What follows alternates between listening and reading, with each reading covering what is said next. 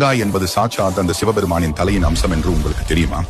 ஒருமுறை சிவபெருமான் கூடிய அசுரர்களுடன் சண்டையிட்ட போது இதுவரை இல்லாத வகையில் பல தடைகள் ஏற்பட்டன. அப்போது பிரம்மதேவர், உங்களுக்கு ஏற்படும் இந்த தடைகள் நீங்க வேண்டுமெனில் விநாயகரை நினைத்து பூஜை செய்ய வேண்டும் என கூறினார். அதனால் சிவபெருமான் கணபதி பூஜைக்கு தயாராகும் போது சாட்சாத் அந்த விநாயகரே வந்து தன் தந்தையான சிவபெருமானின் முன்பு அமர்கிறார். பூஜை முழுவதும் முடிந்த பிறகு சிவபெருமான் விநாயகருக்கு நெய்வேத்தியம் சமர்ப்பிக்கிறார். ஆனால் விநாயகர் அதை ஏற்கவில்லை. மாறாக எவ்வளவு ருசியான உணவுகளை கொடுத்தாலும் விநாயகர் அதை ஏற்றுக்கொள்ள விரும்பவில்லை. அப்போது சிவபெருமான், உனக்கு என்ன வேண்டும் சொல்லு மகனே என்றார். உடனே விநாயகர், தந்தையே, எனக்கு உங்கள் தலை வேண்டும் என கேட்கிறார். இதை கேட்ட சிவபெருமான் அதிர்ச்சி அடைகிறார். என் தலையை கேட்கிறானே, இதற்குள் ஏதோ ஒரு ரகசியம் இருக்கிறது என்று உணர்கிறார். உடனே சிவபெருமான் அமர்ந்து தன் 2 கைகளையும் முன்வைக்கிறார்.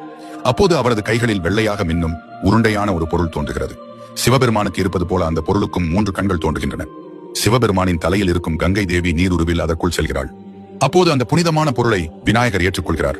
அந்த புனிதமான பொருளைத்தான் நாம் இன்று தேங்காய் என்று அழைக்கிறோம். தேங்காயின் மேல் ஓடு சிவபெருமானின் தலையாகவும் அதற்குள் இருக்கும் தண்ணீர் கங்கா தேவியாகவும் கருதப்படுகிறது. உங்களுக்கு சிவபெருமான் பிடிக்கும்னா வீடியோ லைக் பண்ணிட்டு கமெண்ட்ல ஓம் நம சிவாய சொல்லுங்க.